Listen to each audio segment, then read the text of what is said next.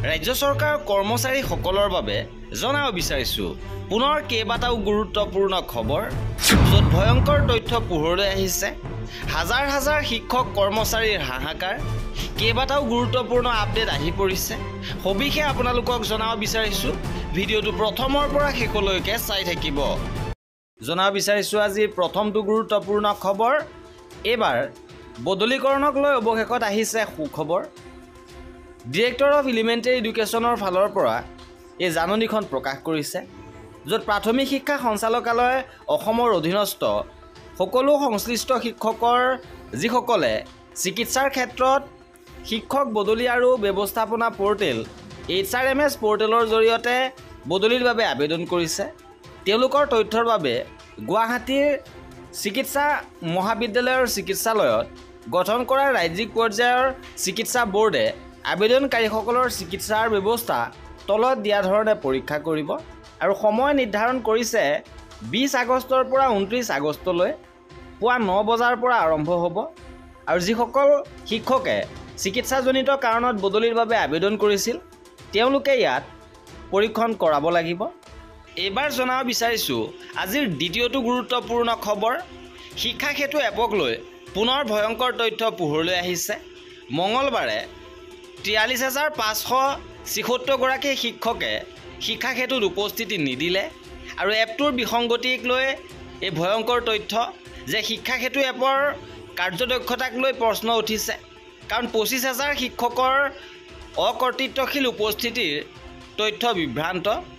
সন্মিলিত শিক্ষক মঞ্চৰ ফালৰ পৰাও তীব্ৰ প্ৰতিক্ৰিয়া প্ৰকাশ কৰিছে শিক্ষা বিভাগক প্ৰশ্ন কৰিছে যে শিক্ষা সেতু এপত 25 সহস্ৰাধিক শিক্ষকৰ অনুপস্থিতি কেনেকৈ সম্ভৱ হ'ল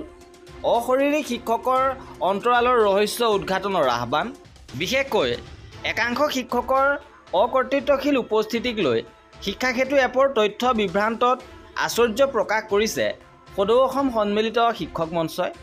এক বিবৃতিত মঞ্চৰ মুখ্য সভাপতি ৰঞ্জিত বৰঠাকুৰ আৰু মুখ্য সম্পাদক উৎপল চক্ৰৱৰ্তীয়ে কয় যে বৰ্তমান ৰাজ্যখনৰ 44,492খন বিদ্যালয়ৰ 2,02,562 জন কৰ্মৰত শিক্ষকৰ ভিতৰত অকৰ্তৃত্বশীলভাৱে অনুপস্থিত থকা শিক্ষকৰ সংখ্যা হৈছে 25,344 জন আৰু এইটো আজিৰ দিনত কিদৰে সম্ভৱ হৈছে সেয়া ডাঙৰ প্ৰশ্ন কি কাৰণত এইদৰে অকৰ্তৃত্বশীলভাৱে বিদ্যালয়ত অনুপস্থিত 25 সহস্ৰাধিক অশৰীৰী কিংবা অদৃশ্য শিক্ষক আৰু এইসকল শিক্ষকক চৰকাৰী ৰাজকোষৰ পুঁজি অপচয় কৰি দৰমহা দি থকা হৈছে আচলতে হৈছে কি এয়া তথ্য বিভ্ৰান্ত নে শিক্ষক সমাজে শিক্ষা সেতু এপৰ বিসংগতি সম্পৰ্কত আৰম্ভণিৰ পৰা তথ্য সহকাৰে কৰি অহা অভিযোগৰ সত্যতা পুনৰ প্ৰতিপন্ন হ'ল মুখ্য সভাপতি বৰঠাকুৰ আৰু মুখ্য সম্পাদক চক্ৰৱৰ্তীয়ে পুনৰ কয় যে শিক্ষা সেতু এপে অসমত ব্যৱহাৰৰ সফলতাৰ বাবে দুবাৰকৈ ৰাষ্ট্ৰীয় পৰ্যায়ত বঁটা লাভ কৰিবলৈ সক্ষম হৈছে তেনে ক্ষেত্ৰত এনে অদ্ভুত বিষয় এটা কোনো কাৰণতে গ্ৰহণযোগ্য নহয় এবাৰ জনাব বিচাৰিছোঁ আজিৰ পৰৱৰ্তী গুৰুত্বপূৰ্ণ খবৰ এবাৰ SCERTৰ ফালৰ পৰা গুৰুত্বপূৰ্ণ নিৰ্দেশনা আহিছে আৰু মিছন সঞ্চালক সমগ্ৰ শিক্ষা অসমলৈ এই নিৰ্দেশনা প্ৰেৰণ কৰিছে বিদ্যালয়ত সঠিক পাঠদান পৰ্যায়ত পাঠদান TARL কাৰ্যসূচী ৰূপায়ণৰ সন্দৰ্ভত ওপৰত উল্লেখ কৰা বিষয়টোৰ সন্দৰ্ভত জনোৱা হৈছে যে বিদ্যালয়সমূহত সঠিক পৰ্যায়ত পাঠদান TARLৰ কাৰ্যসূচী চলাবলৈ তৃতীয়ৰ পৰা পঞ্চম শ্ৰেণীৰ বাবে এটা পৰিৱৰ্তিত দৈনিক ৰুটিনৰ সৈতে এটা নিৰ্দেশনা প্ৰস্তুত কৰা হৈছে য'ত সংলগ্ন কৰা হৈছে আৰু TARLৰ কাৰ্যসূচীৰ বাবে বিদ্যালয়ৰ সময়সূচী নিৰ্ধাৰণ কৰা হৈছে আৰু এতিয়াৰ পৰা এই নিৰ্দেশনা অনুসৰিহে বিদ্যালয়ত পাঠদান হ'ব ইপিনে এপ্ৰিলতে মুকলি কৰা হৈছিল বদলীকৰণৰ বাবে পৰ্টেল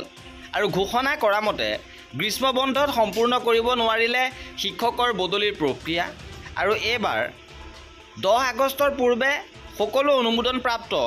বদলিৰ আদেশ প্ৰদানৰ দাবী কৰিছে প্ৰাথমিক শিক্ষক সন্মিলনীয়ে 10 আগষ্টৰ পূৰ্বে সকলো অনুমোদনপ্ৰাপ্ত